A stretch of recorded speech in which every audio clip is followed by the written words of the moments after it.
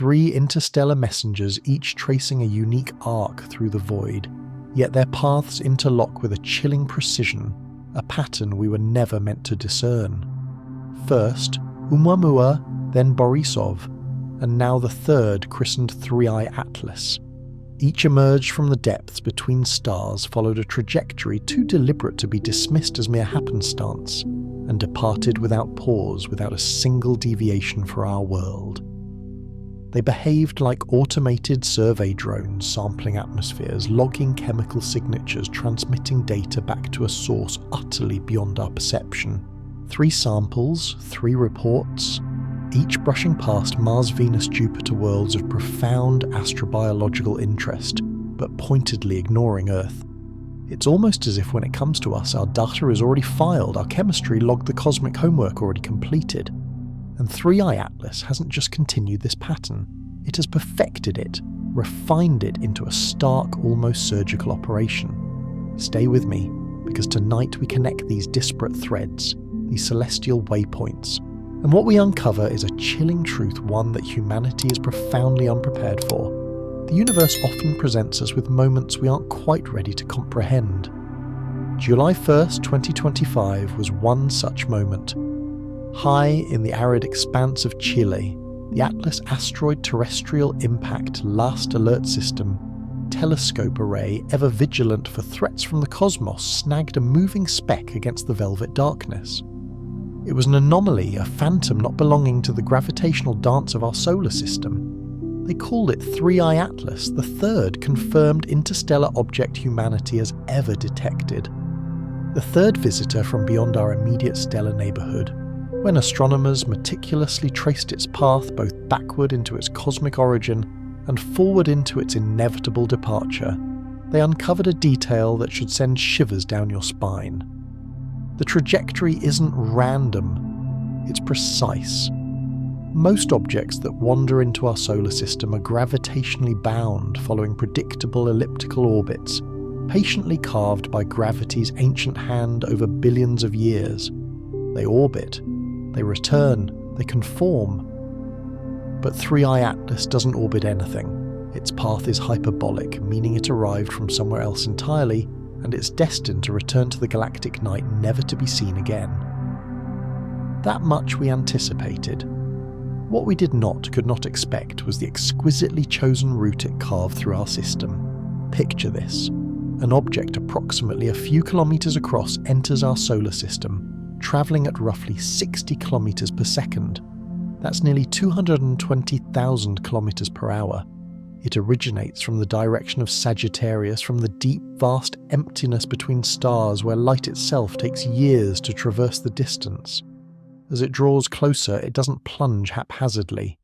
Instead, it threads through our planetary system with almost surgical precision, as if guided by an unseen hand. On October 3rd, 2025, it passed Mars at a distance of 0.19 astronomical units, that's just 28 million kilometers. Close. Uncomfortably close for something moving at such phenomenal speed. Then around October 29th or 30th, depending on final calculations, it reached perihelion, its closest approach to our Sun, at about 1.36 to 1.4 astronomical units. This places it squarely between Earth and Mars, yet still maintaining its deliberate distance from us. But the journey doesn't end there. On November 3rd, 2025, it swept past Venus at roughly 0.65 astronomical units, a mere 97 million kilometers. And then months later, on March 16th, 2026, it will make its grand pass of Jupiter at 0.35 astronomical units, about 52 million kilometers. Mars, Venus, Jupiter, 3 worlds, 3 very specific worlds. And here's the unsettling omission: Earth is conspicuously absent from that cosmic itinerary. Consider what these 3 worlds represent in the grand tapestry of planetary evolution. Mars, the dry world, the dead world, where an ancient ocean once flowed and life might have flickered into existence before its atmosphere bled into the void. Venus, the toxic world, the burned world, a runaway greenhouse turning a once potentially habitable planet into a crushing sulfuric acid inferno. and Jupiter with its retinue of icy moons, Europa, Ganymede, Callisto representing the ocean worlds, where vast liquid seas might still hide beneath frozen shells holding life in the dark. This isn't just a random assortment, it's a sequence, a progression from past habitability to failed habitability to potential habitability.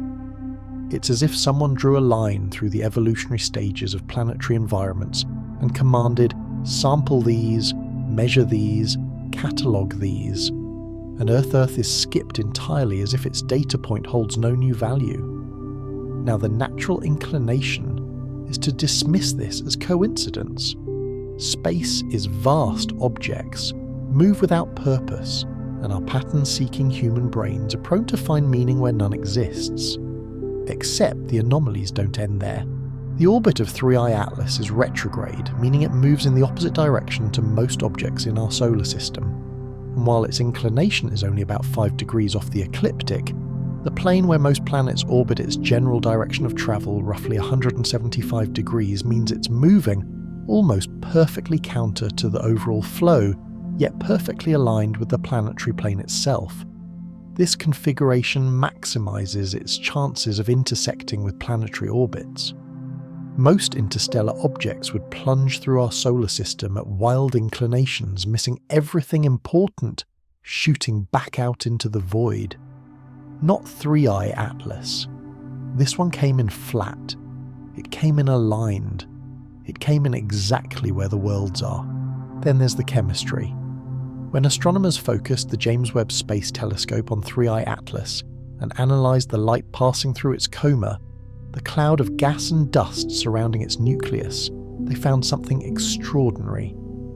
The coma is overwhelmingly dominated by carbon dioxide, not water, not the usual mix of volatiles we expect from comets. Carbon dioxide with a startling ratio to water of about 8:1. This is among the highest CO2 ratios ever observed in any comet. It's backwards, it's unusual, it demands an explanation beyond the typical. Carbon dioxide, incidentally, is what Mars and Venus have in abundance. Mars's thin atmosphere is 95% CO2. Venus's crushing atmosphere is 96.5% CO2. And here comes an interstellar visitor rich in the very substance that defines those two worlds, passing both of them in sequence. If it were here for Earth, you'd expect water. You'd expect a rich tapestry of organic compounds mirroring our oceans and our atmosphere. But it isn't here for Earth, it's here for something else. And that's the part that should keep you awake. Scientists for now still classify it as a comet. They treat it as a natural object, a chunk of ice and rock formed around another star billions of years ago, gravitationally ejected into interstellar space. That's the safe interpretation, the reasonable interpretation, the one that doesn't upend our cosmology. But when you zoom out, when you look at the quiet geometry of its path, when you see how perfectly it threads through worlds representing crucial habitability candidates, when you notice its coma is rich in the exact volatile that two of those worlds breathe, you begin to wonder, what if this isn't random? What if this path was chosen? This isn't just a comet, it's a precisely calibrated instrument. And if so, what is it measuring? The discovery itself was almost an administrative oversight. Atlas. The system designed to spot asteroids threatening Earth caught a moving dot on July 1st, 2025. Just another piece of cosmic debris or so it seemed. But when astronomers meticulously pulled archival images checking older observations, they realised this object had been in the sky for weeks, perhaps months. We had all missed it. And once its trajectory was plotted forward and backward through time, the full implications began to sink in. A hyperbolic orbit.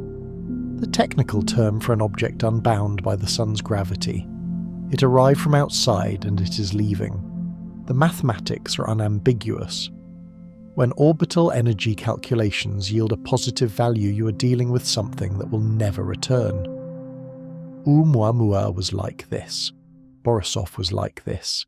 And now 3i Atlas joins that exclusive club of confirmed interstellar visitors. Its incoming velocity was pegged at around 60 kilometers per second relative to the Sun. Fast, yes, but not impossibly so. It's consistent with an object that has drifted through the galaxy for millions or billions of years, gradually acquiring speed from the Milky Way's rotation and the random gravitational tugs of countless stars. The direction it came from, somewhere in Sagittarius, doesn't pinpoint any particular known star system. But then again, stars move. By the time 3I Atlas left its home system, assuming it ever had one, that star could be light years away. What distinguishes this object isn't just its interstellar origin, it's the inclination. 5 degrees off the ecliptic. That is almost nothing. Most interstellar objects, by sheer probability, should arrive at random angles because interstellar space has no preferred orientation. You'd expect inclinations spread evenly across all possibilities, but 3I Atlas is nearly coplanar with our planets, and that retrograde direction 125 degrees means it's threading through the system in the very plane where all the action is concentrated. Imagine throwing a dart at a spinning disk from across a room and hitting it edge-on right in the heart of the disk's activity. That's what a random interstellar object would have to do to stay in this crucial plane. But 3I Atlas did it. And not only did it stay in the plane, it timed its arrival with an almost impossible precision, positioning itself to pass 3 major worlds in a specific sequence. Let's trace those encounters, those waypoints on a cosmic map. First, Mars. On or around October 3rd, 2025, 3I Atlas passed within 0.19 astronomical units of Mars. That's approximately 28 million kilometers. In cosmic terms, that's intimate. Mars, with its thin atmosphere of 6 millibars pressure at the surface, is thick with scientific questions. Methane mysteriously appears and disappears. Subsurface ice holds ancient secrets beneath the dust. Our rovers crawl across ancient river valleys, probing for biosignatures, while overhead a fleet of spacecraft Mars Reconnaissance Orbiter, MAVEN, the European ExoMars Trace Gas Orbiter, watches everything. When 3I Atlas made its pass, all those instruments had a front row seat. Then came perihelion, its closest approach to the Sun, somewhere between 136 and 1.4 astronomical units. This path placed it between Earth's orbit and Mars's orbit, but Earth itself wasn't there. We were elsewhere in our yearly journey around the Sun, observing from a calculated distance as this visitor executed its turn. Next, Venus. Around November 3rd, 2025, 3I Atlas passed within 0.65 astronomical units, roughly 97 million kilometers. Venus, a world of extremes. Surface temperatures hot enough to melt lead, atmospheric pressure 90 times Earth's, clouds of sulfuric acid. And yet there's persistent speculation about life high in those cooler upper atmospheres microbes that might survive in conditions almost Earth-like. Japan's Akatsuki orbiter watches. Upcoming missions like Da Vinci Plus and Envision will probe deeper. And through this carefully instrumented corridor, 3I Atlas glided. Finally, Jupiter. On March 16th, 2026, 3I Atlas will sweep past at 0.35 astronomical units, about 52 million kilometers. Jupiter, the king of planets, a gas giant with a magnetosphere so vast it would engulf the Sun if we could see it. And orbiting within that magnetic bubble are the icy moons Europa, with its subsurface ocean heated by tidal forces, possibly harbouring life beneath kilometres of ice. Ganymede with its own magnetic field and hidden seas. Callisto, ancient and cratered, also suspected of possessing a subsurface ocean. NASA's Juno orbiter is there now. ESA's JUICE mission is en route. Europa Clipper will arrive soon. The Jupiter system is under intense scrutiny, and 3I Atlas will pass right through it. 3 worlds, 3 distinct stages of planetary habitability, 3 chances for an object to sample, to measure, to record. And Earth, the one world in this system where life is confirmed abundant, overwhelmingly obvious, is left entirely out of the sequence. You could argue that Earth is too noisy, too bright, too conspicuous. Perhaps whoever or whatever sent this object, assuming it was sent already, possesses comprehensive data on Earth. Perhaps our world was catalogued long ago and requires no further visitation, or perhaps we're simply not interesting enough for a repeat performance. the statistical likelihood of such a trajectory is remarkably low. Some researchers have calculated probabilities with numbers often coming out to less than 0.5% for a random interstellar object past this many significant worlds this closely.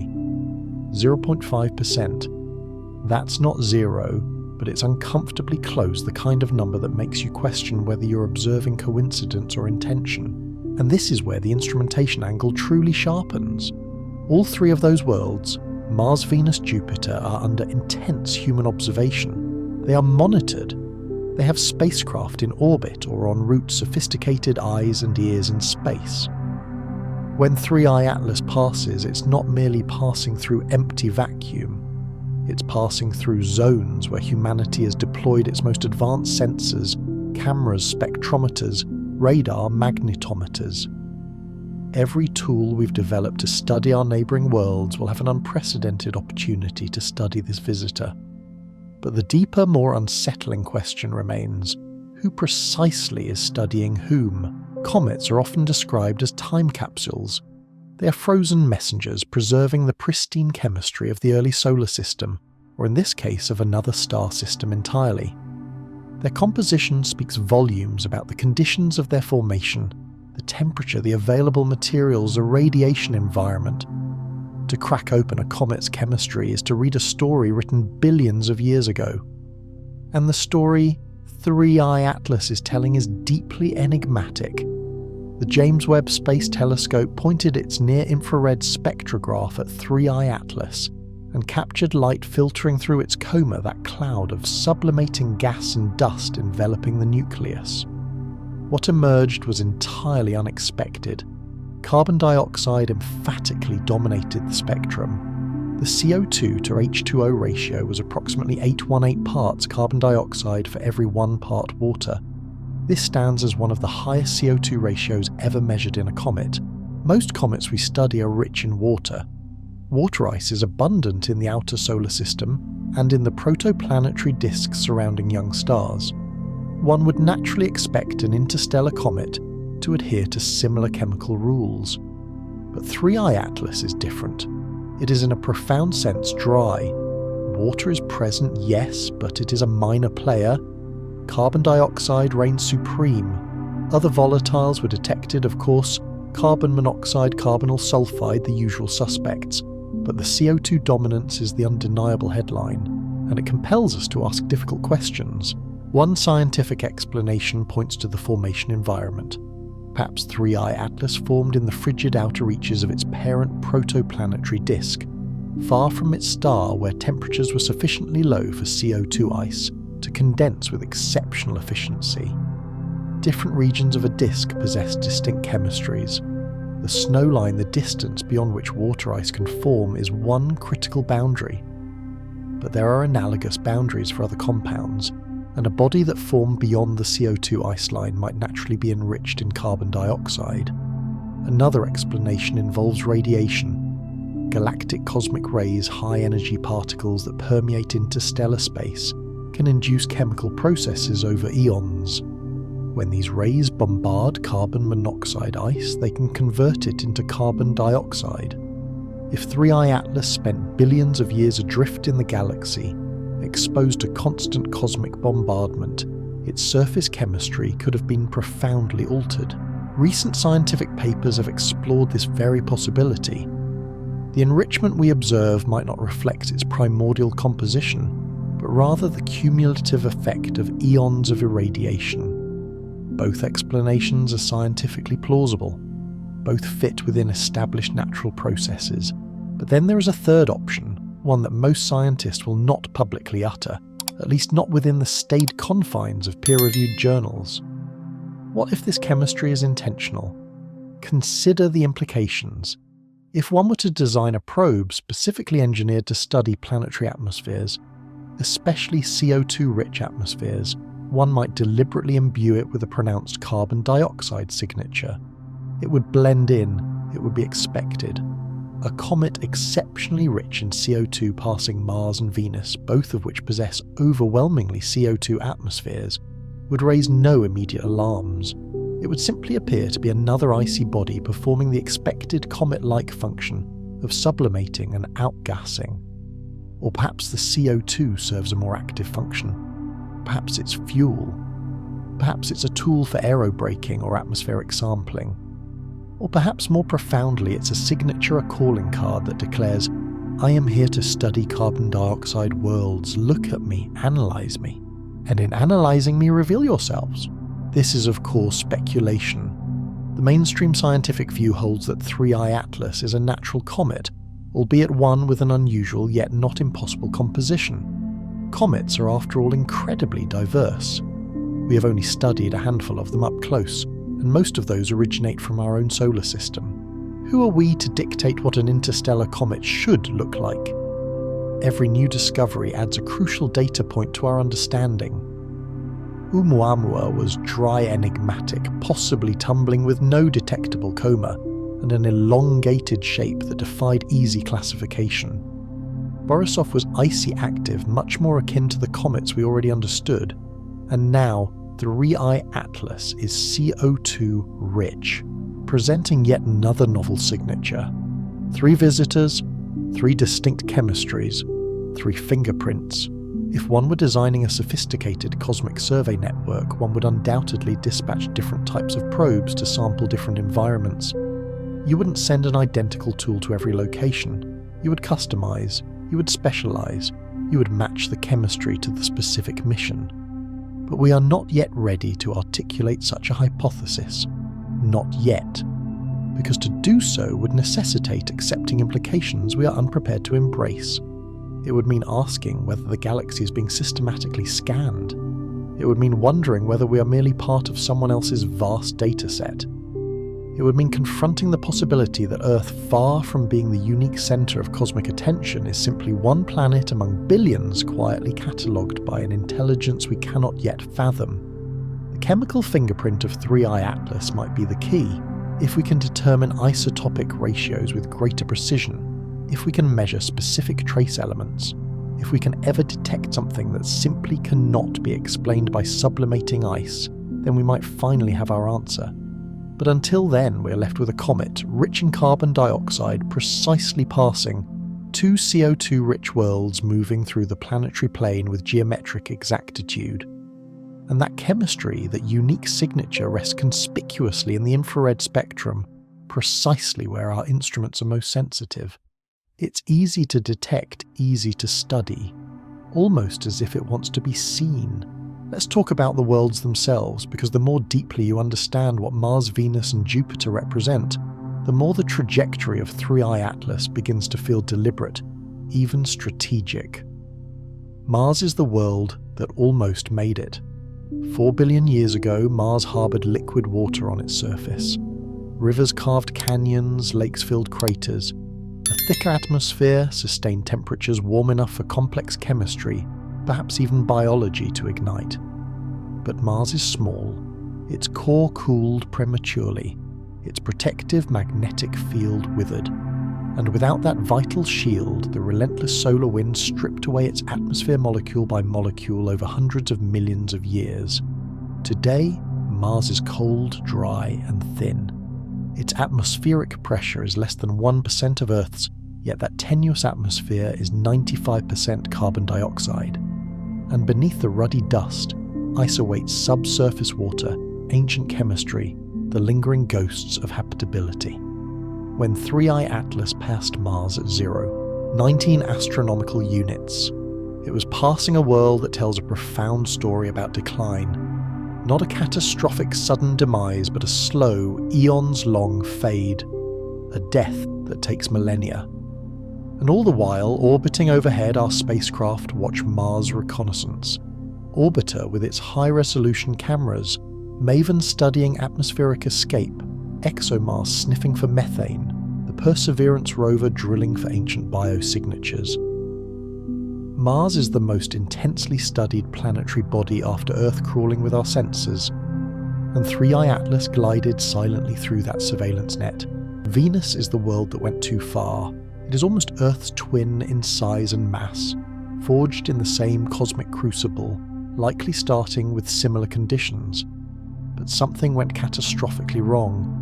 A runaway greenhouse effect transformed Venus into a hellscape.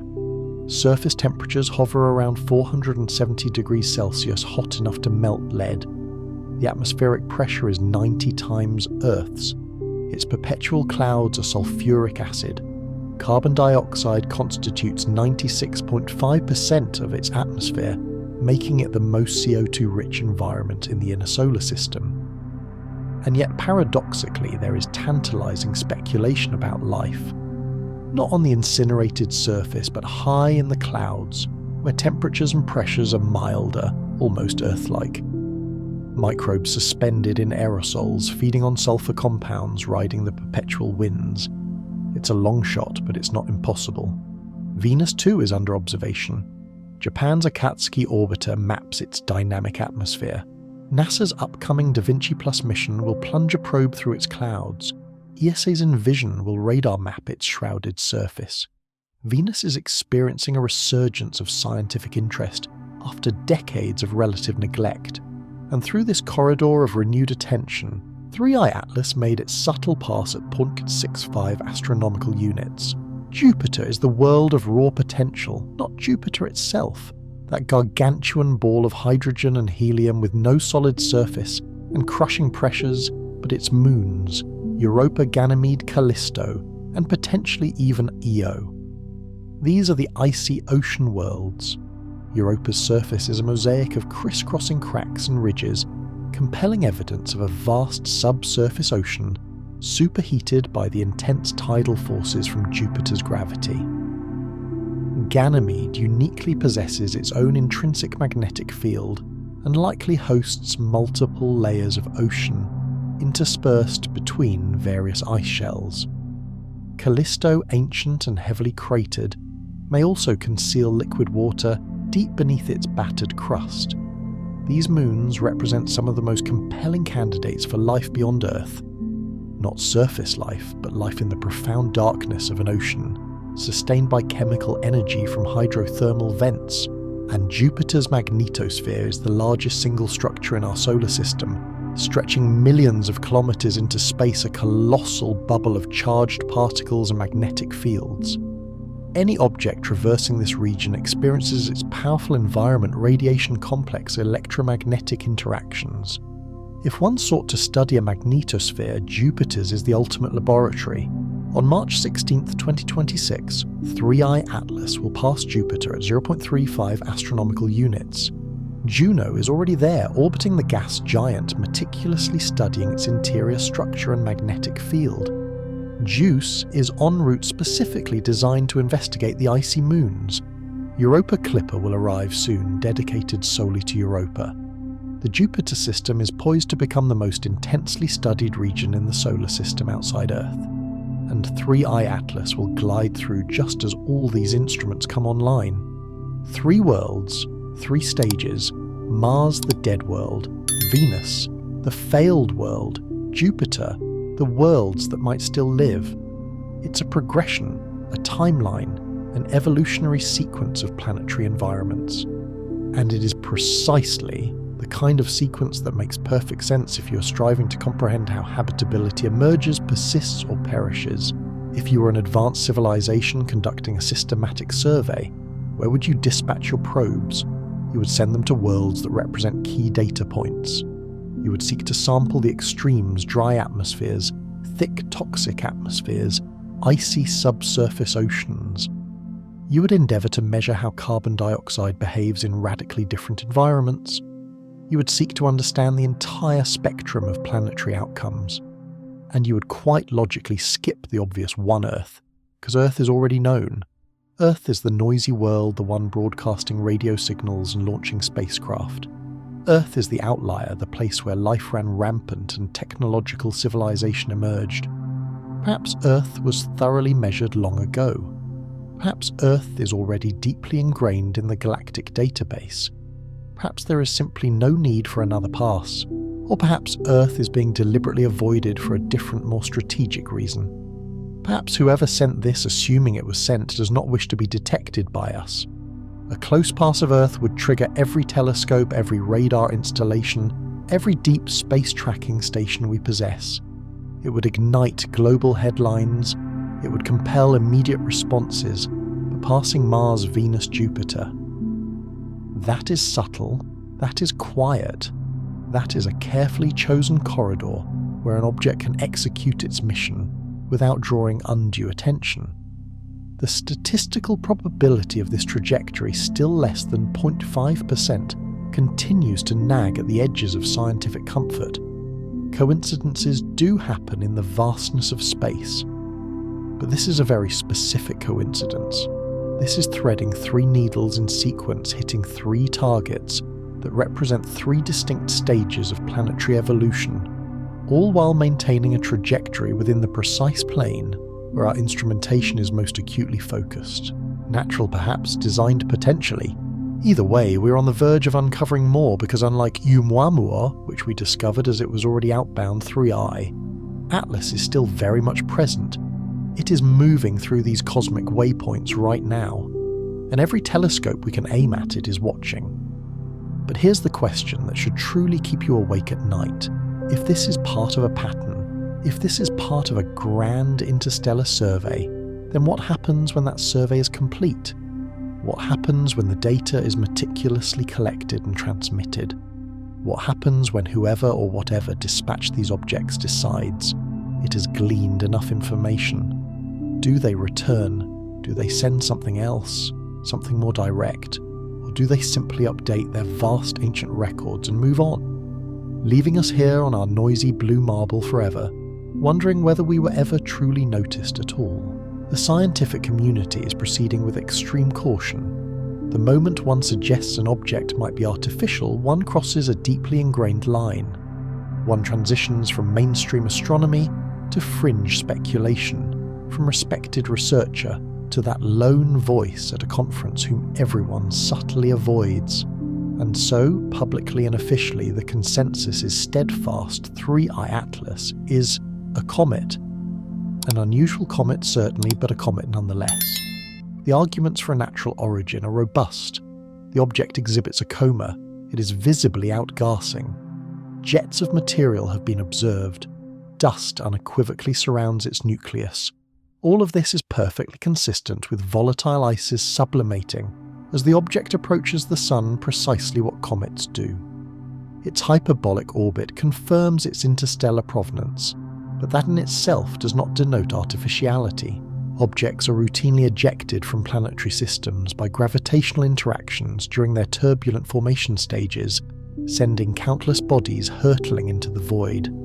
A small fraction of those will eventually wander into other star systems. We have long theorized that interstellar comets must exist. Now we are simply finding them. The chemistry, while undeniably unusual, is not impossible. As we've discussed, CO2 enrichment can occur through formation in the exceptionally cold regions of a protoplanetary disk, or through the eons-long process of cosmic ray irradiation. The size estimates roughly a few kilometers across, fall well within the known range of comets. Its rotation, the subtle brightness variations, the spectroscopic signatures, all of it can, at face value, be explained by natural processes. Polarimetric studies, which measure how light scatters off the dust in the coma, indicate properties consistent with silicate grains and organic compounds, precisely the kind of material we anticipate finding in comets. There is no glaring anomaly, no patent inconsistency, no definitive smoking gun. And yet there are questions, not from cranks, not from conspiracy theorists, but from serious researchers with impeccable credentials, individuals willing to entertain the hypothesis that perhaps, just perhaps, we're observing something more profound than a mere rock. The trajectory remains the primary argument, that careful threading of the planetary corridor, that impossibly precise inclination, that specific sequence of worlds representing distinct habitability stages. When one runs the numbers, when one calculates the sheer unlikelihood of that specific geometry, a deep unease settles in. 0.5% is not zero, but it is sufficiently low to compel deeper inquiry. Then there's the timing. 3I Atlas passes these critical worlds during a period when humanity's observational capabilities are at their absolute zenith. We have more spacecraft in orbit around Mars than ever before. Venus missions are experiencing a dramatic ramp-up. The Jupiter system is poised to become the most intensely studied location in the entire solar system. If one desired maximum observational coverage, maximum data collection, one would strategically time such a visit for precisely now. Coincidence? Probably, but it is an undeniably convenient coincidence. Dr. Avi Loeb, the Harvard astronomer who generated headlines with his analysis of Oumuamua, has vocally weighed in. He has argued that interstellar objects demand rigorous scrutiny for any signs of artificial origin. Not because he is certain they are probes, but because the possibility, however small, is non-zero, and the implications, if true, are staggering. If there is even a 1% chance, he contends we have a scientific imperative to look, to gather data, to methodically rule it out rather than dismiss it outright based on preconceived notions. Other researchers, however, push back. The burden of proof, they assert, is extraordinarily high. Extraordinary claims necessitate extraordinary evidence, and at present the evidence for 3I Atlas being anything other than a comet is circumstantial at best. An unusual trajectory. Unusual, yes, but not entirely impossible. CO2 chemistry. Explainable. Corridor threading. A lucky alignment. The inherent problem is that artificial and natural can by design appear remarkably similar. If one wished to engineer a probe that would remain undetected, one would precisely make it resemble a comet. One would imbue it with a coma. One would allow it to outgas. One would painstakingly match its expected chemistry as closely as possible to natural phenomena. The most effective camouflage is after all to hide in plain sight. And if that is indeed what is transpiring, if this is an intelligence-gathering probe ingeniously disguised as a comet, then the only definitive way to ascertain its true nature is to get incredibly close, to capture high-resolution images that penetrate the obscuring coma, to measure accelerations that defy explanation by mere outgassing, to detect something, a signal, a structural component, a behaviour that unequivocally cannot be attributed to natural processes. But we are not doing that. Not yet.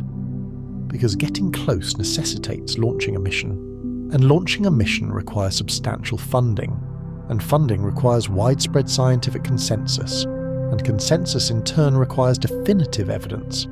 And thus we find ourselves in an uncomfortable recursive loop.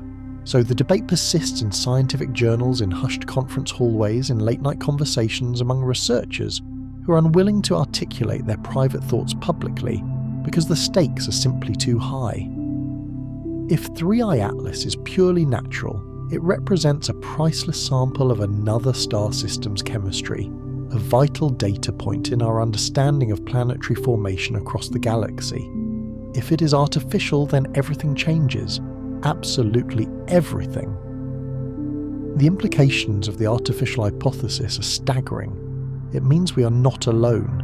It means someone else is out there demonstrably capable of interstellar travel, conducting systematic surveys, meticulously cataloguing worlds. It means the galaxy itself might be permeated by automated systems silently gathering data, transmitting it back to a source utterly unknown. It means we have been noticed, measured and classified.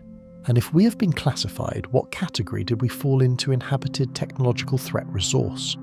Or simply another intriguing data point, one world among countless others, in a database so vast that our entire existence is at best a footnote? The natural hypothesis offers a comforting narrative. It preserves the randomness of the universe. It allows us to retain a sense of uniqueness, or at least a comforting ignorance of being monitored. But the artificial hypothesis, however unlikely it may currently seem, forces us to confront possibilities for which we are existentially unprepared. It compels us to ask whether the profound silence of the galaxy is truly silence, or whether we have simply been listening for the wrong kind of message. Perhaps the message isn't a radio signal. Perhaps it's not a laser beacon. Perhaps it is an object moving through space, threading planetary systems, quietly gathering data and moving on. A silent messenger. A reconnaissance probe. a surveyor, and perhaps only now are we finally learning to discern it for what it truly is. The chemical fingerprint of 3i Atlas might hold the definitive answer. If we can detect anomalies that cannot be explained, we might have our proof. But until then, we are left with a carbon dioxide-rich comet traversing two CO2-rich worlds, moving through the planetary plane with geometric precision. And that chemistry, that unique signature, rests conspicuously in the infrared spectrum, precisely where our instruments are most sensitive. It's easy to detect, easy to study, almost as if it wants to be seen. Here's a thought experiment, a more unsettling lens through which to view 3i Atlas. If you as an advanced civilization wish to study a star system without being detected, how would you proceed? You wouldn't arrive with overt brightly lit spacecraft. You wouldn't broadcast your presence across the electromagnetic spectrum. You would embrace subtlety. You would in essence leverage the target system's own infrastructure against itself. And in our case, that infrastructure is extensive. We have eyes and ears everywhere. Orbiting Mars, we have the Mars Reconnaissance Orbiter MAVEN.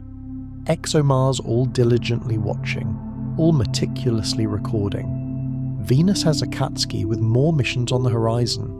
Jupiter hosts Juno, and soon Zeus and Europa Clipper will join the Armada. And on Earth itself, we command a formidable array of ground-based telescopes, space telescopes, radar arrays, and deep space tracking networks. We have quite unwittingly constructed a sophisticated surveillance system for our own solar system. We watch for asteroids, we study planets, we monitor space weather, and 3i Atlas is passing directly through the heart of it all. The instrument hitchhiker hypothesis posits that the object is not in fact attempting to evade detection. Quite the opposite, it is actively seeking it. It is placing itself precisely where our instruments will most certainly perceive it, study it and analyse it. Because every time we aim a telescope at 3i Atlas, every time we capture a spectrum or an image, we are not merely observing the object. We are in a profound and perhaps unintended way revealing ourselves. Consider our actions. We are measuring its composition. We are tracking its trajectory with ever-increasing precision. We are meticulously analysing its structure and behaviour. We are publishing scientific papers. We are openly sharing data across international networks. All of this information is publicly accessible, transmitted from observatories, bounced off satellites disseminated across the internet. And if the object possesses any capacity to listen, any means of receiving and interpreting these signals, then it is learning about us even as we believe we are learning about it. This concept is not as far-fetched as it might initially sound. We know that objects can carry sophisticated instruments. We have after all dispatched countless such probes ourselves. Voyager, Pioneer, New Horizons. These are human-made instruments equipped with sensors, transmitters and power sources, meticulously designed to observe and relay data back to us. An advanced civilization could achieve the same, but with vastly superior efficiency and discretion. Smaller, quieter, ingeniously hidden within what appears to be a perfectly natural celestial body. The CO2 coma in this context could serve as a literal smokescreen. When an object outgasses, it generates an obscuring cloud of dust and gas around its nucleus. Fine details are blurred, surface features become unresolved. Any hidden internal structure or sophisticated payload would be effectively masked. And the more active the coma, the more effective the concealment. There's another unsettling angle. The object is passing through regions where we already have active spacecraft. When it passed Mars, our Mars orbiters were watching. When it approaches Jupiter-Juno, and the forthcoming missions will have unparalleled opportunities for observation. But these spacecraft are designed to study planets, not interstellar interlopers.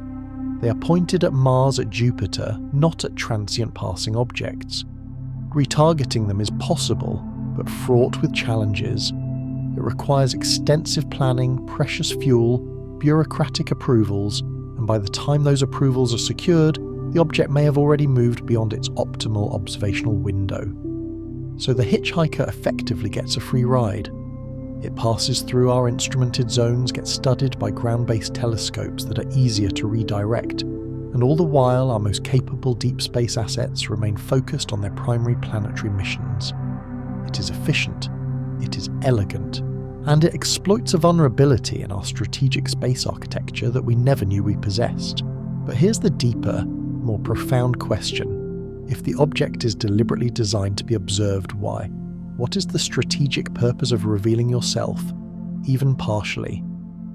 One possibility is announcement, a subtle, non-confrontational way of communicating. We are here, we are watching, and we wish for you to know it. Not with overt flashing lights and radio signals, but through physical objects that thread your system with impossible precision, through chemistries that conspicuously stand out, through trajectories that compel deep thought and uncomfortable questions. Another possibility is testing a sophisticated way to gauge response. How quickly do you detect us? How thoroughly do you analyze us? What instruments do you deploy? How do you disseminate your findings? All of this intelligence reveals your technological sophistication, your organizational coordination, your strategic priorities. Or perhaps it's something far simpler, and perhaps far more unsettling. Perhaps the object simply needs to traverse these specific regions for entirely different reasons. Resource gathering, environmental measurements, critical course corrections, and our observation is merely an incidental side effect. Perhaps it genuinely doesn't care whether we see it or not, because we are not the primary mission. That last option might be the most disquieting of all, the idea that we are entirely incidental, that our entire earnest scientific endeavour to study this object is merely background noise to whatever grander mission it is truly engaged in. The instrument hitchhiker hypothesis also raises profound questions of reciprocity. If the object is observing us even as we observe it, what intelligence is it gathering? What data is it compiling? And to what destination is that data being relayed? We do not know. We cannot know, not without an unprecedented close encounter, not without instruments capable of discerning something beyond mere natural comet behaviour, and therein lies the trap. Because if the object is engineered to perfectly mimic natural phenomena, then our natural comet models will fit. We will perceive what we expect to perceive.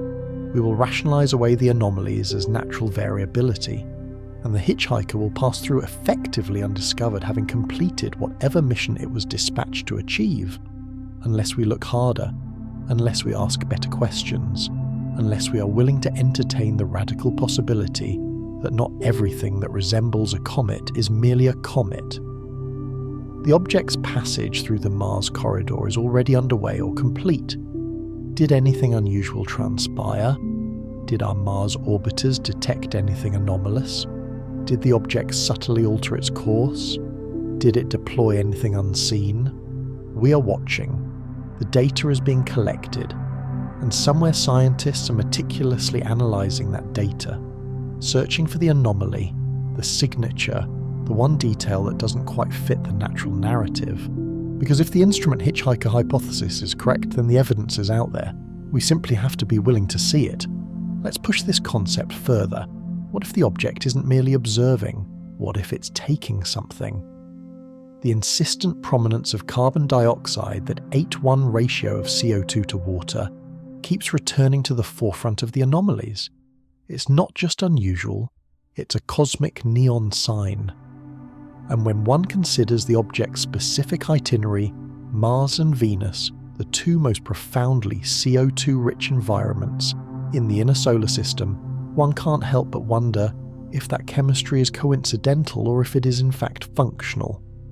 Mars's atmosphere, thin as it is 95% CO2. Its paltry 6 millibars of pressure, approximately 0.6% of Earth's atmospheric pressure, is almost entirely carbon dioxide. Venus presents the opposite extreme, 96.5% CO2, but at a crushing 90 Earth atmospheres of pressure. That represents an enormous, staggering reservoir of carbon dioxide. Venus's atmosphere contains more carbon dioxide than any other body in the inner solar system by orders of magnitude. And here comes 3I Atlas, inherently rich in carbon dioxide, passing both of these worlds in deliberate sequence. The resource harvester hypothesis suggests that the object might be actively collecting CO2 from these atmospheres. Not necessarily for propulsion, although that remains a tantalizing possibility, but for other, perhaps more esoteric purposes: chemical processing, long-term energy storage material, feedstock for self-repair or even self-replication. Carbon dioxide, while a simple molecule, is incredibly versatile and useful if you possess the advanced technology to manipulate it. You can break it down into its constituent carbon and oxygen. You can combine it with hydrogen to synthesize methane. You can utilize it as a working fluid in advanced thermal systems. You can compress it, freeze it, store it indefinitely. An advanced probe designed for multi-million-year missions might require periodic refueling, not in the sense of chemical rockets, but in the replenishment of crucial consumables. If the probe employs some form of chemical processing system, if it requires raw materials for repairs or autonomous self-replication, if it stores energy within chemical bonds, then carbon dioxide would be an immensely valuable commodity, and strategically targeting CO2-rich worlds would make perfect sense. The close pass of Mars at 0.19 astronomical units placed the object well outside the planet's main atmosphere. You cannot directly skim atmospheric gases from such a distance.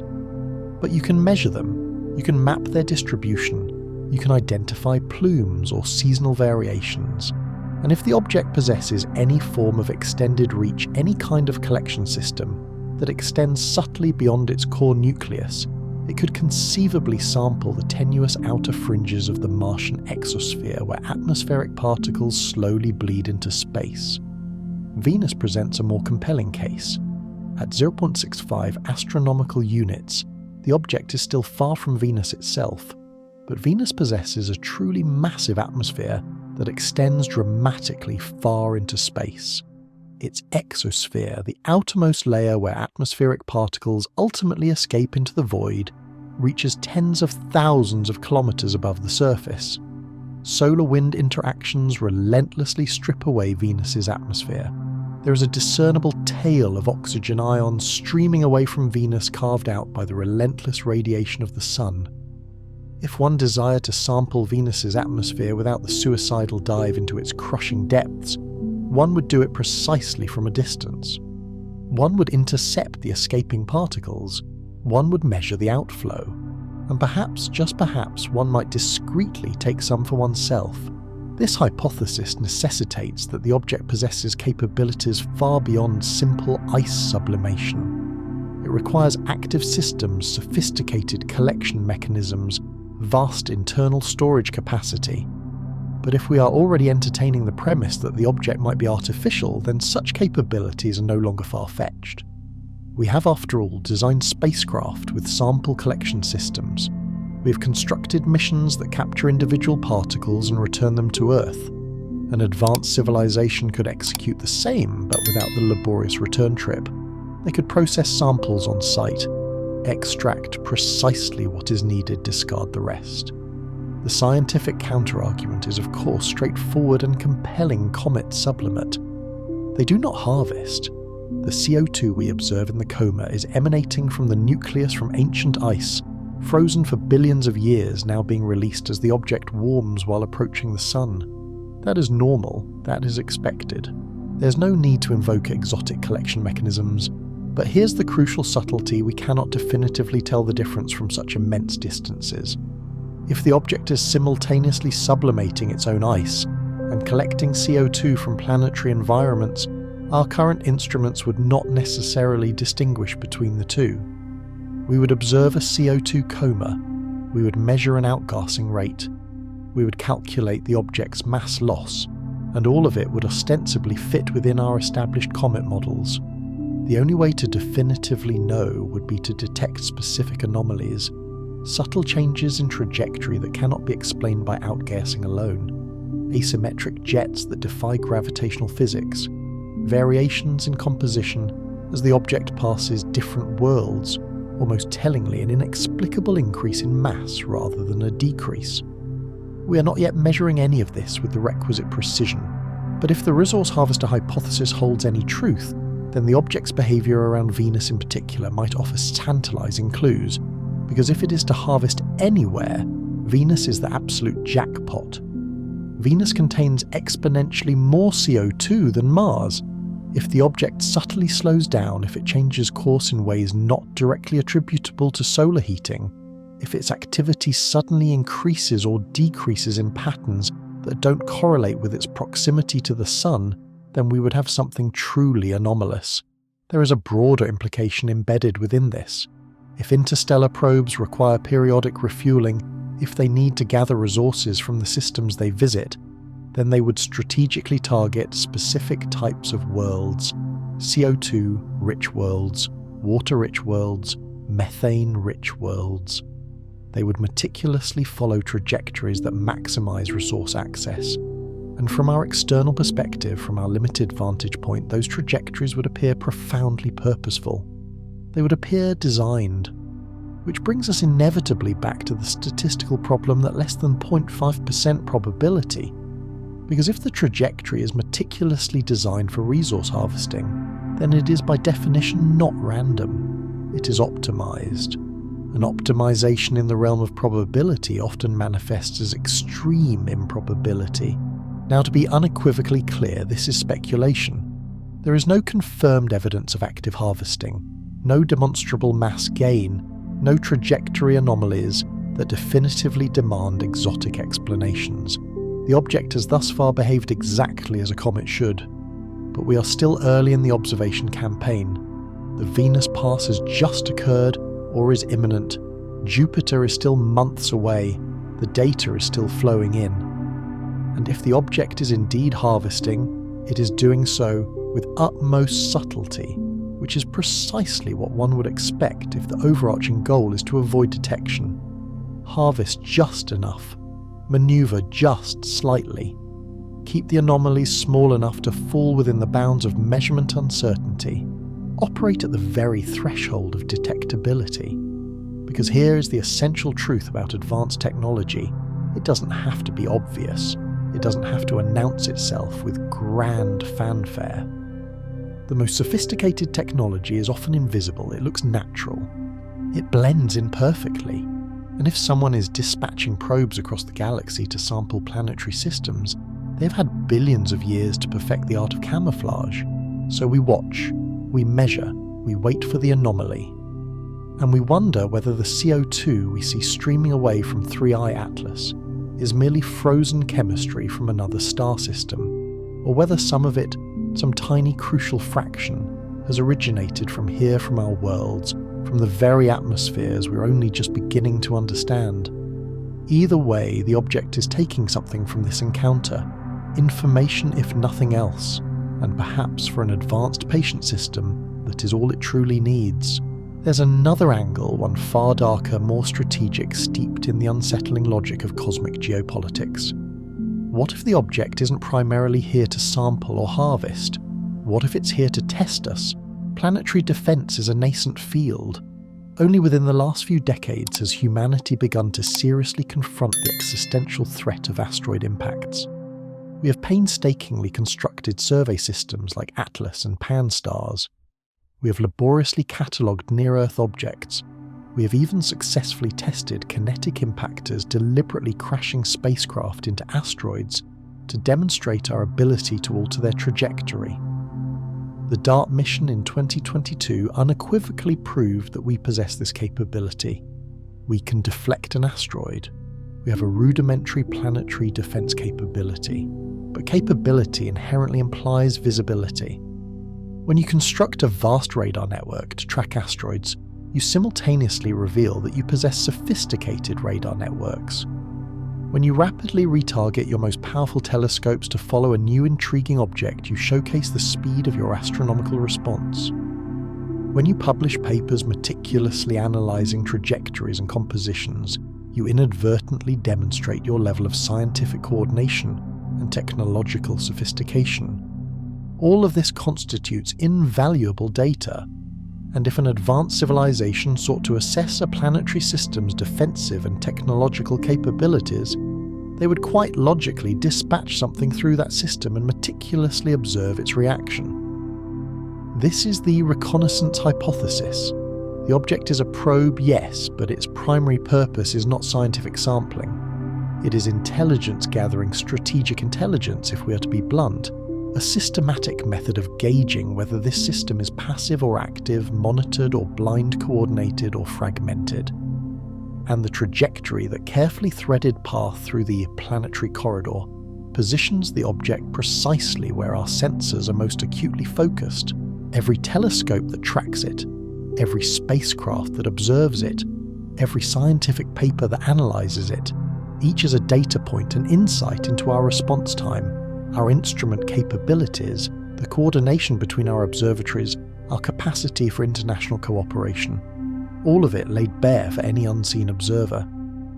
Let's consider what intelligence the object has likely gleaned thus far, assuming it is in fact learning. It was detected on July 1st, 2025 by Atlas in Chile, not immediately upon its entry into the solar system, but weeks or even months after it traversed the outer regions. This immediately conveys critical information about our detection range. We can spot objects once they are relatively close within a few astronomical units, but we are effectively blind to the outermost reaches of our system, save for the largest bodies. Following detection, the object was rapidly catalogued. Orbital elements were swiftly calculated, future predictions were made, and scientific papers were published. All of this transpired within a matter of weeks. This reveals our rapid analysis capability. We can transition from discovery to detailed characterization with remarkable speed. But it also reveals our fundamental reactivity, not proactivity. We did not anticipate its arrival until it was already significantly within our inner system. Observations rapidly ramped up. Ground-based telescopes across the globe commenced tracking it. Space-based telescopes, including the powerful James Webb, were retargeted. Spectroscopy began. The object's composition velocity and precise trajectory were all meticulously measured and shared openly. This tells any observer that we share data, we collaborate internationally, and we operate with a degree of scientific transparency. But it also reveals that we are not secretive. Everything we learn, we broadcast. Any observer with access to our communications would know precisely what we know and when. Now comes the most intriguing phase. As the object approaches Mars, Venus, and Jupiter, our existing spacecraft in those regions present unparalleled opportunities for observation. But retargeting an active spacecraft is a complex, resource-intensive endeavour. It consumes precious fuel. It necessitates altering the mission's original scientific plan. It requires multiple layers of approval from mission control, from funding agencies, from international partners. That bureaucratic process is inherently slow. By the time a decision is made, the optimal observation window might have already closed. A reconnaissance probe would meticulously note all of this, the slow institutional response the divided authority spacecraft, painstakingly designed for specific missions that struggle to adapt to unforeseen targets. That constitutes a vulnerability. That is a glaring gap in our coverage. There is also the critical question of what we are not seeing. The object's coma effectively obscures its nucleus. We cannot resolve fine surface features. We cannot reliably detect small, intricate structures. If there are sophisticated instruments on board, if there are specialized antennae or sensors, or anything beyond mere natural ice and rock, we're almost certainly unable to perceive them. Our best images depict a fuzzy, nebulous blob. This tells the reconnaissance probe something profoundly important: we possess optical limits. We can detect and track, but we cannot discern fine detail at interstellar visitor distances. And then there's the larger strategic picture, Earth itself. The object is deliberately avoiding Earth, or at least not passing particularly close. But Earth is the noisy world. Earth is the planet ceaselessly broadcasting radio signals, launching satellites illuminating its night side with the incandescent glow of cities. If one desired to study Earth, one would not need to make a close approach. One could observe from a vast distance. One could meticulously listen across the entire electromagnetic spectrum. One could visually track the lights of our civilization. One could map our infrastructure without ever entering our orbital space. By instead passing Mars, Venus, and Jupiter, the object effectively tests our response systems without triggering our most intense scrutiny. It maintains a trajectory just below the threshold of alarm. It is sufficiently interesting to warrant extensive scientific study, but not threatening enough to mobilize an immediate unified defense. And that is exceptionally clever. That is precisely how one designs an effective reconnaissance mission: gather the crucial data without triggering a response that would in itself fundamentally alter the data being collected.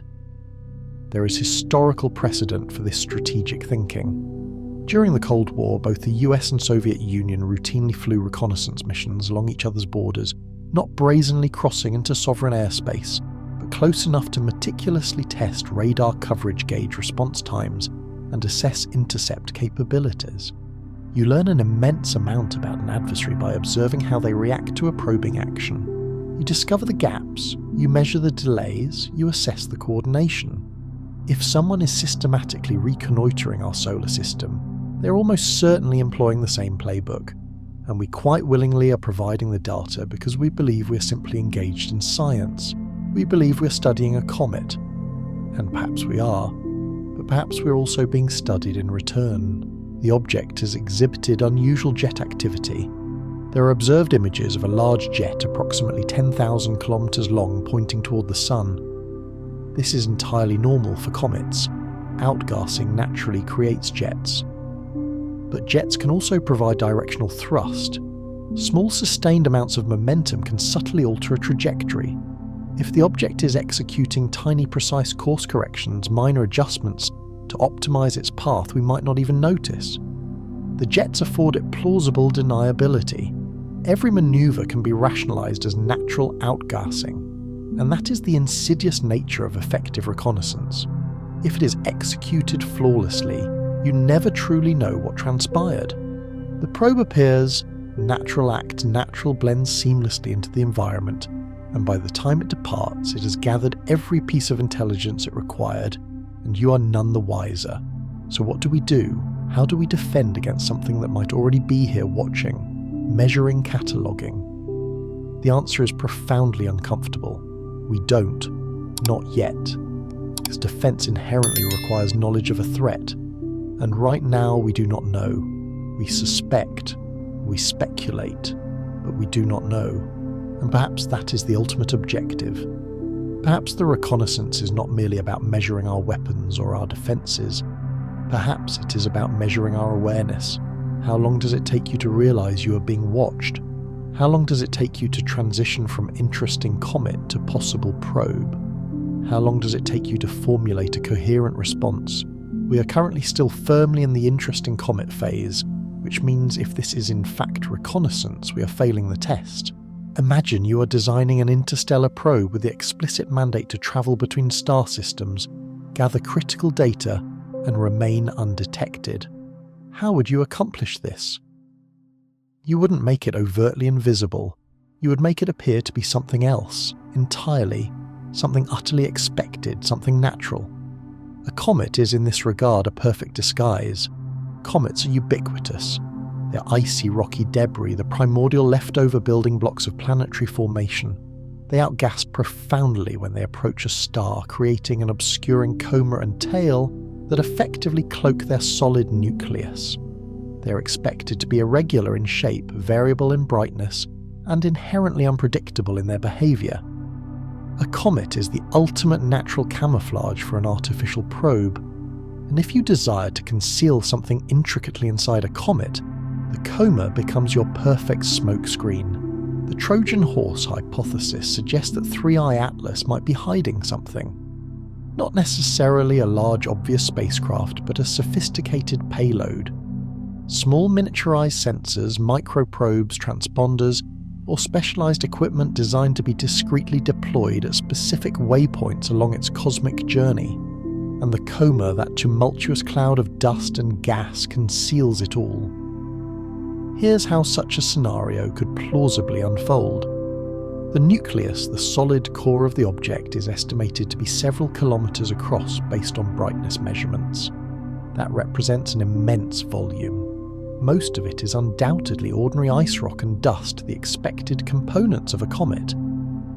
but buried deep inside, meticulously shielded from the relentless cosmic rays and the hazards of interstellar impacts, there could exist something entirely different, a sophisticated payload hibernating, patiently waiting. As the object approaches the sun, it inevitably warms. The volatile ices sublimate the coma forms, and at specific predetermined points along its trajectory, at precise distances from specific planets, the hidden payload activates. Tiny probes are released. They are minuscule, perhaps the size of a basketball or even smaller. They are coated in the very dust of the coma, making them indistinguishable from natural debris, and they drift away from the nucleus carried by the outward flow of gas, utterly lost within the obscuring haze of the coma. Once free, these miniature devices could maneuver using small efficient thrusters, perhaps ion drives, or advanced micropropulsion systems quietly and efficiently. They subtly change course. They head toward their pre-programmed targets, Mars, Venus, or Jupiter's icy moons. They enter stable orbits or execute soft landings on surfaces, or position themselves in gravitationally stable Lagrangian points, where they can observe discreetly for years, decades, or even centuries, and we would never see it happen.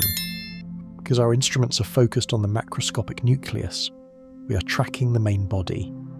Small objects enveloped within the chaotic turbulence of the coma would be virtually indistinguishable from the myriad particles of dust and debris. We simply lack the requisite resolution. We lack the precise tracking capability. And even if we possessed them, we wouldn't even know what specific signature to search for. The existing evidence for this remains circumstantial at best. The jets are one suggestive clue. There is the persistently observed large jet, roughly 10,000 kilometers long, pointing toward the sun, detected by multiple telescopes. Jets are as established entirely normal for comets, but jets can also serve as perfect cover for deployment. A sudden, powerful burst of gas and dust, a turbulent plume of activity, and in the very heart of that energetic chaos, a small camouflaged probe silently detaches and embarks on its separate mission. Polarimetry offers another subtle clue.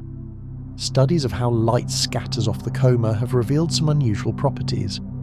The dust grains in certain analyses appear more complex than simple silicates. There might be specific organic compounds present, perhaps even subtly structured particles. This again is not definitive proof of anything artificial. Comets can and often do possess complex chemistry, but it is a detail worth noting. There is also the object's rotation. Comets typically tumble or rotate as they traverse space, and these rotational patterns produce measurable brightness variations. 3i Atlas has exhibited some variability, but its full rotational pattern is not yet completely characterized.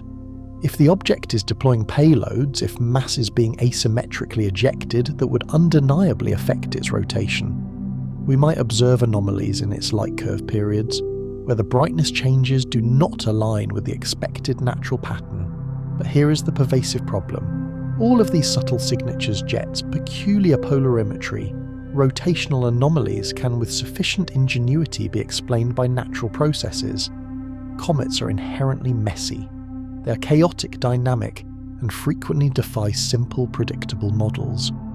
So any anomaly, any slight deviation from prediction, can readily be dismissed as natural variability. And unless you are specifically looking for artificial payloads, unless you are rigorously analysing the data with that radical hypothesis in mind, you will almost certainly never find them. That is the sheer genius of the Trojan horse approach. It ruthlessly exploits our fundamental assumptions. We assume comets are entirely natural. We assume the coma is simply sublimating ice. We assume the jets are merely outgassing. And because we assume, we often fail to look deeper. Now let's consider what those hypothetical payloads might achieve if they exist. Mars represents the first crucial waypoint. A payload deployed there could seamlessly enter orbit or execute a controlled descent to the surface. Mars possesses a thin atmosphere, but it is sufficient to allow for atmospheric capture if the probe is equipped with a heat shield. Once on the surface or in orbit, a small autonomous probe could observe, monitoring our rovers, tracking subtle atmospheric changes, precisely measuring the magnetic field, and discreetly relaying data back to the parent object or directly out into the deep reaches of space. Venus is a far trickier proposition. Its atmosphere is brutally hostile, but the upper atmosphere at altitudes of 50 to 60 kilometers is remarkably benign. Temperatures hover around you to 50 degrees Celsius, and the pressure is almost Earth-like. A small probe equipped with an aerostat or airship could float indefinitely in this zone, systematically sampling the clouds, observing the shrouded surface with radar enduring in the one environment where technology can plausibly survive. Jupiter's moons are the ultimate prize: Europa, Ganymede, Callisto. These are worlds confirmed or strongly suspected of harbouring vast subsurface oceans.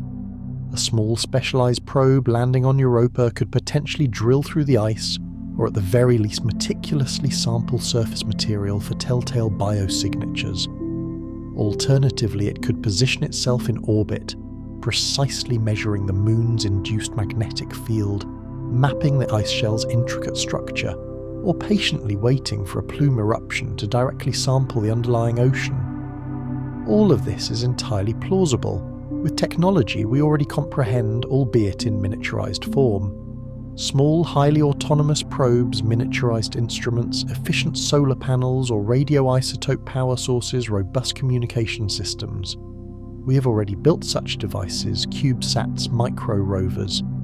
The foundational technology exists. An advanced civilization could execute it with unparalleled finesse, smaller, more efficient, far more autonomous. And once deployed, once subtly scattered across our solar system, these payloads would be almost impossible for us to find.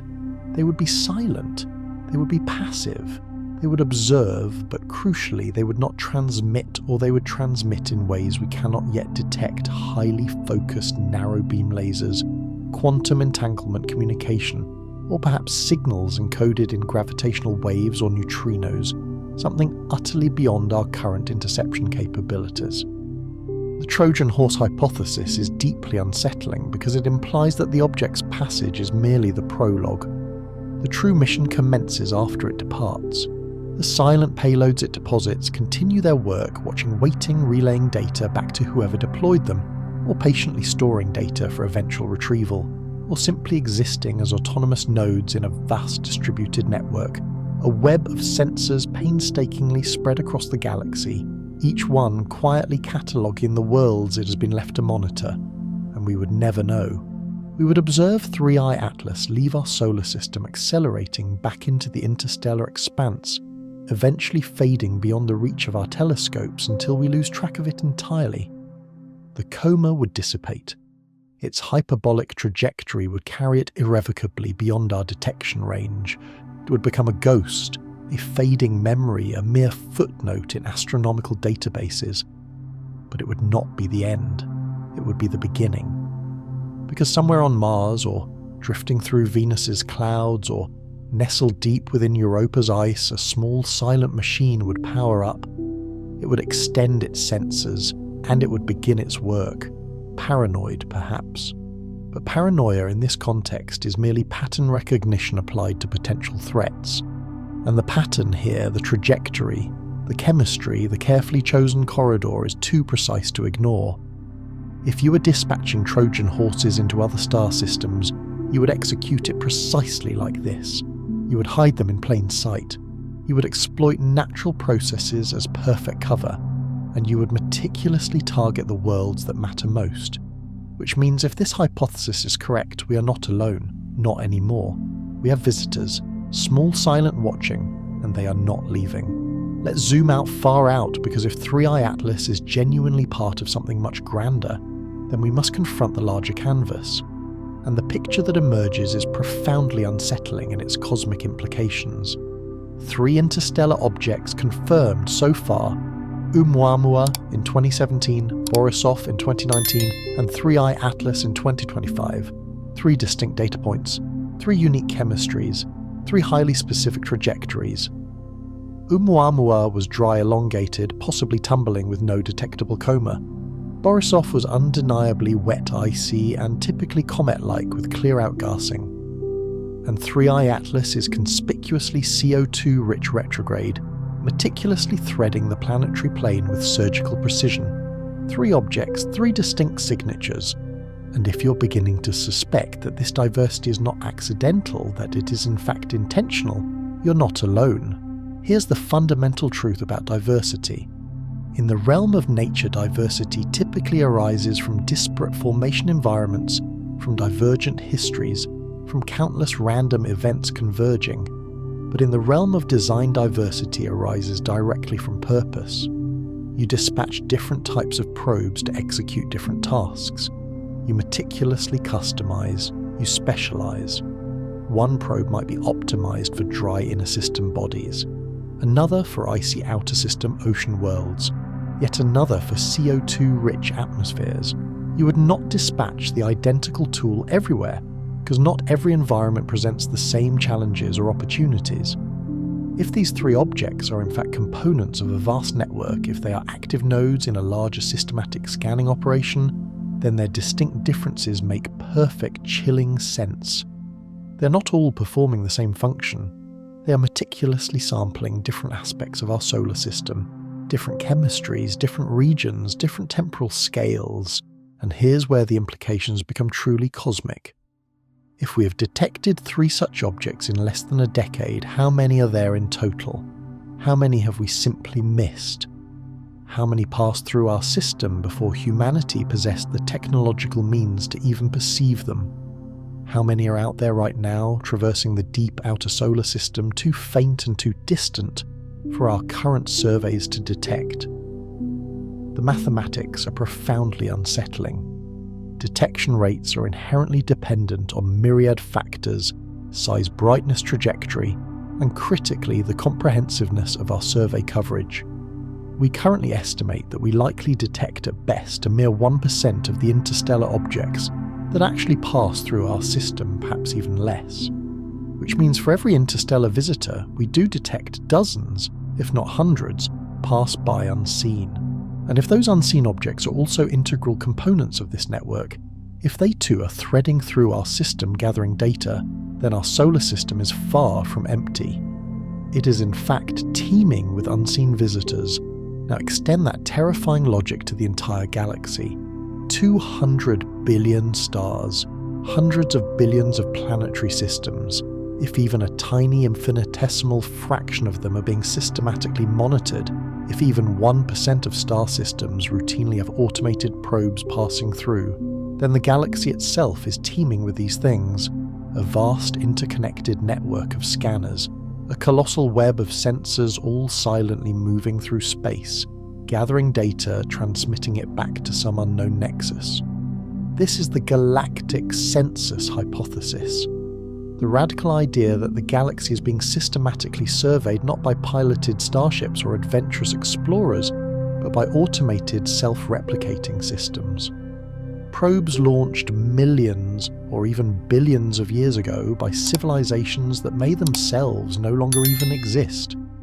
These probes are still out there relentlessly following their ancient programming, moving from system to system, meticulously cataloguing everything they encounter.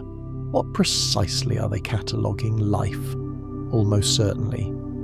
Habitability, biospheres, technological signatures. Perhaps they are searching for something incredibly specific, or perhaps they are simply engaged in an unimaginably vast scientific project gathering pure data on a galactic scale spanning eons. Perhaps there exists a central repository somewhere, a colossal database light years across, where all this meticulously gathered information is stored. Or perhaps each probe stores its own data, transmitting it to the next probe it encounters, forming an intricate chain of information passing through the galaxy like neurons firing in an unimaginably vast distributed brain. The implications for SETI, the search for extraterrestrial intelligence, are profound, indeed revolutionary. We have spent decades patiently listening for radio signals. We have assumed implicitly that if intelligent aliens wished to communicate, they would broadcast. They would send deliberate messages. They would make their presence obvious. But what if direct communication is not the objective? What if these probes are not here to talk? What if they are here solely to watch? In that paradigm, CT has been looking in the fundamentally wrong place. We have been listening to the sky when we should have been meticulously studying the objects passing through our very own system. We have been searching for overt signals when the signal is the object itself. Its trajectory is the message. Its chemistry is the signature. Its passage is the subtle announcement. And if that is true, then we have already made contact multiple times. We simply didn't realize it. We catalogue the objects. We studied them. We publish papers. But we never dared to ask the fundamental question, why are they here? The Fermi paradox famously asks if the galaxy is teeming with intelligent life, where then is everybody? Why have we observed no definitive signs of them? Why is the universe so profoundly silent? Perhaps the universe isn't silent at all. Perhaps it is whispering. Perhaps the messages are physical, not electromagnetic. Objects moving through space, passing through systems, carrying vital information, encoded in their trajectories and their compositions. And we're only now haltingly beginning to learn the language. This paradigm shift reframes everything. It means the galaxy might be alive with intelligence, but not in the manner we so eagerly anticipated. Not starships, not colossal megastructures, not blaring radio beacons, just probes. Quiet, patient, systematically moving through the dark, each one a single infinitesimally small pixel in an image so vast that we cannot yet fully perceive it. But the image is undeniably there, the galaxy being mapped, catalogued, comprehensively known. And Earth. Earth is but one data point, one frame in a cosmic movie that has been playing for billions of years. We in our anthropocentric conceit believe we are the main characters. We believe this is our story. But perhaps we are merely background. Perhaps we are scenery. Perhaps the grand narrative isn't about us at all. That realization is simultaneously humbling and terrifying. Humbling because it strips away our perceived centrality. Terrifying because it means we are not the unique focus of cosmic attention. We are merely another inhabited planet in a galaxy that may be teeming with them. That is the Copernican principle taken to its logical existential conclusion. Earth is not the center. The sun is not the center. Our galaxy is not the center. And perhaps our existence is not particularly noteworthy either. We have spent centuries progressively moving ourselves from the middle of everything to the very edge of everything. From the perceived center of creation to a pale blue dot orbiting an average star in an average galaxy. And now perhaps we're just another entry in someone else's cosmic spreadsheet. But there is another, more hopeful interpretation. Perhaps we are being deliberately left alone. Perhaps there exists a galactic protocol, a profound ethical directive. Do not interfere with developing civilizations. Allow them to grow. Allow them to figure things out for themselves. Observe from a respectful distance, but do not engage. Not yet. The deliberate corridor threading the Earth avoidance, the subtle passage through our instrumented zones, all of it could be a meticulously executed form of non-interference, a sophisticated method of observation without disruption, a way of gathering critical data without fundamentally altering the outcome. Scientists on Earth meticulously adhere to strict protocols when studying endangered species. You observe without interfering. You take measurements without changing behavior. You document without disruption. Perhaps whoever dispatched these objects adheres to strikingly similar rules. Perhaps there exists a galactic ethic that dictates, let them develop naturally, do not contaminate the experiment. If that is the case, then the crucial question becomes, when does this cosmic non-interference conclude? When do we as a species cross the invisible threshold from merely observed to actively acknowledged? Is there a specific line, a technological milestone, a collective behaviour that triggers a change, and if we cross it, what then happens? Perhaps the line is interstellar travel itself. Perhaps when we can independently reach other star systems, when we become active participants in the interstellar community rather than simply inhabitants of a single isolated planet, that is when contact will finally be initiated.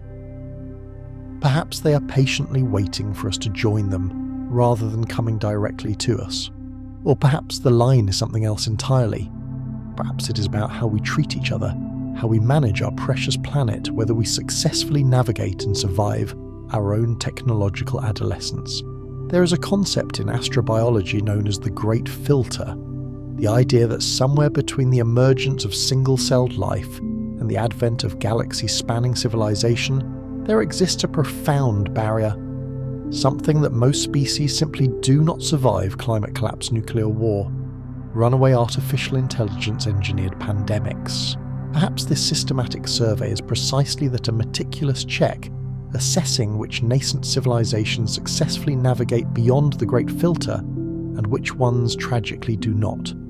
And if we are being meticulously catalogued, if our status is being regularly updated, then perhaps the next update depends entirely on what we choose to do now.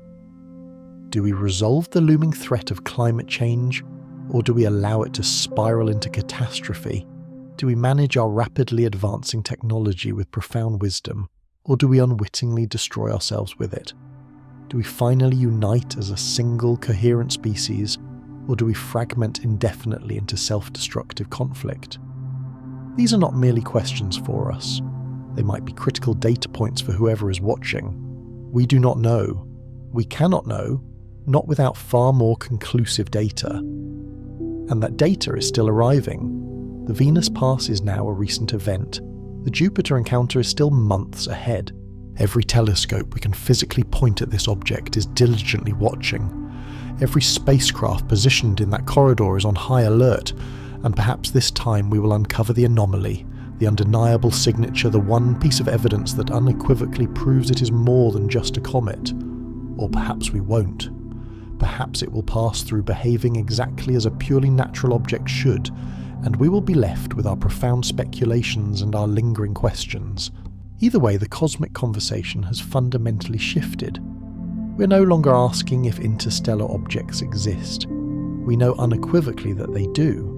We're now asking what they are, what they signify, whether they are mere messengers or silent scouts or passive samples or something far more profound for which we currently lack the words. And that in itself is immense progress. That is humanity doing what humanity does best, gazing into the universe and asking why, perceiving patterns and wondering whether they carry deeper meaning, taking raw data and weaving it into speculative narratives that just might be true. The scientific method rigorously demands skepticism. It demands that we do not hastily jump to conclusions, that we painstakingly gather evidence, that we rigorously test hypotheses, that we remain profoundly open to the uncomfortable possibility of being wrong. And that is good. That is how we conscientiously avoid succumbing to superstition and pseudoscience. But skepticism must never devolve into blindness. Being meticulously careful about conclusions does not equate to refusing to acknowledge compelling patterns. And the pattern here, whether ultimately deemed natural or artificial, is undeniably worth examining. Because here is what we know with absolute certainty: interstellar objects exist. They pass through our solar system. They originate from other star systems, from distant places where different suns shine, and alien worlds orbit.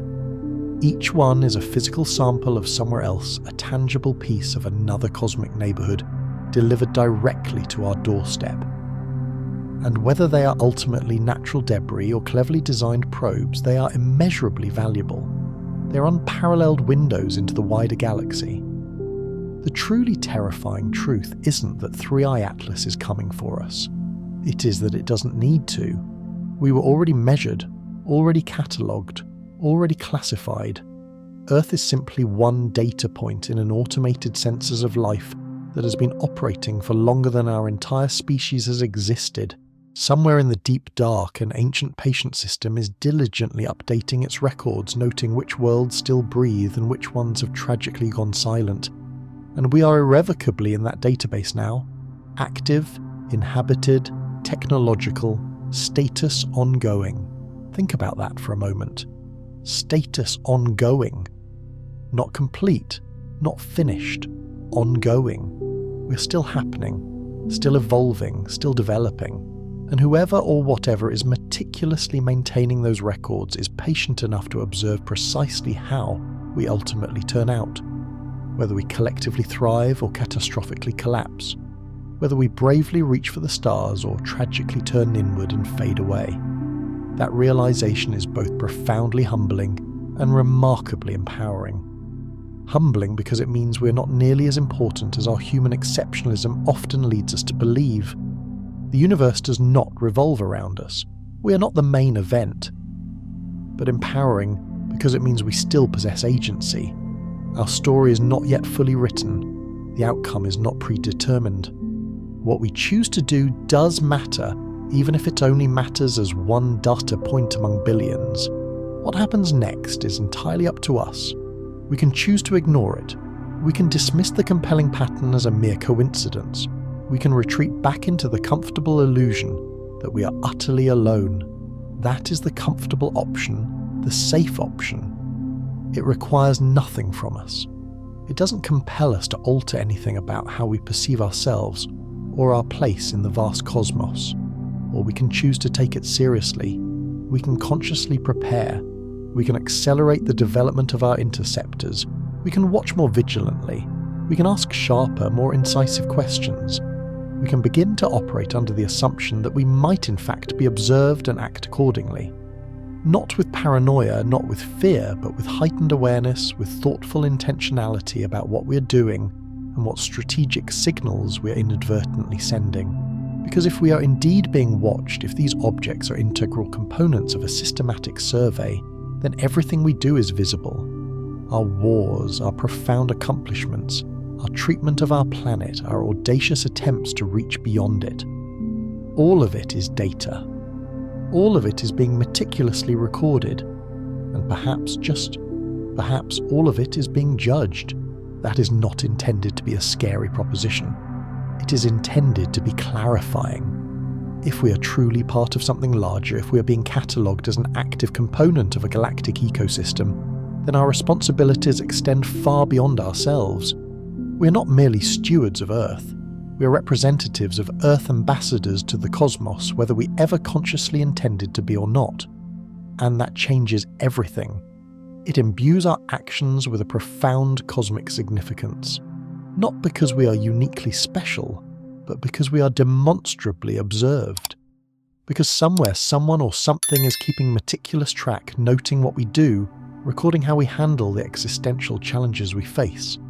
We are living in the precise moment when this profound realization becomes tangible, when interstellar objects transition from abstract theoretical possibilities to undeniable observed realities, when the fundamental question of whether we are alone transitions from abstract philosophy to concrete data analysis, when the galaxy ceases to be a distant, incomprehensible abstraction and suddenly becomes immediate, tangible present, because the objects keep coming, and every single one of them is an unprecedented opportunity to learn to discover, and perhaps to finally confirm that the universe is infinitely bigger, stranger, and more alive than we ever dared to imagine. 3i Atlas will eventually leave. It will accelerate back into interstellar space. It will fade from the view of our telescopes, and eventually we will lose track of it entirely. Its coma will dissipate. Its hyperbolic trajectory will carry it irrevocably beyond our detection range. It will become a ghost, a fading memory, a mere footnote in astronomical databases. But it is not the end. It is the beginning. Because now we know what to look for. Now we understand the pattern. We know that interstellar visitors thread through our system on trajectories that sometimes, perhaps, more often than we previously imagined, look profoundly purposeful. We know they manifest in different varieties with different chemistries, exhibiting different behaviours. We know they deliberately pass worlds of immense astrobiological interest, and we know they do it with a frequency that suggests they are not nearly as rare as we once believed. And when the next visitor arrives, when the next interstellar object threads through our system with impossible precision, we will be ready. We will be watching. And perhaps this time we will manage to get close enough to definitively ascertain what it truly is. Perhaps this time we will have our interceptors already in place. Perhaps this time we will be able to directly sample its material to capture high-resolution images that penetrate its obscuring veil to detect anything artificial if it is indeed there to be detected. Or perhaps we will definitively confirm it is entirely natural. Perhaps we will discover that the universe is simply strange and random, and utterly teeming with profound coincidences, and that too would be perfectly acceptable. That too would be immeasurably valuable, because either answer, artificial or natural, tells us something profoundly important about the galaxy we inhabit. Until then, we wait. We diligently watch the sky, and we wonder whether somewhere out there something is watching us back quietly, cataloguing patiently, recording continuously, updating files in a vast database that spans the entire galaxy, and perhaps, just perhaps, wondering if we will ever truly figure it out. Wondering if we will ever truly notice the pattern. Wondering if we will ever fully understand what it all means. Wondering if when we finally do, we will be ready for the overwhelming implications. The universe is speaking. It has been speaking all along, through objects that pass silently in the night, through trajectories that don't quite make fundamental sense, through chemistries that are just unusual enough to compel deep thought. And now, finally, we are learning to listen. What we hear might change everything, or it might change nothing at all. But either way, we are listening, and that in itself is an undeniable form of progress. That is humanity reaching beyond itself, asking the fundamental questions that truly matter, relentlessly searching for answers in the only place they can ever genuinely be found out there, in the profound darkness where the visitors ultimately come from. The story of Three Eye Atlas is not over. It is merely beginning, and we are all inextricably a part of it now, whether we fully realize it or not. Every person who looks up at the night sky, every scientist who meticulously analyzes the data, every individual who pauses to wonder what it all signifies, we're all witnesses to something that might just be the most important discovery in all of human history. Or it might just be a comet. Either way, it is profoundly worth paying attention, because the universe does not grant us many opportunities to glimpse beyond our own small, familiar corner of space. And when it does, when it sends us visitors from other star systems, we owe it to ourselves as a species to look carefully, to think deeply, to wonder, honestly. That is the gift Three Eye Atlas has bestowed upon us. Not answers, but profound questions, better questions, more profound questions. Questions that might eventually lead us to truly understand our place in a universe that is far more complex and interconnected than we ever dared to imagine. And that is worth celebrating. That is worth pursuing. That is worth staying awake for.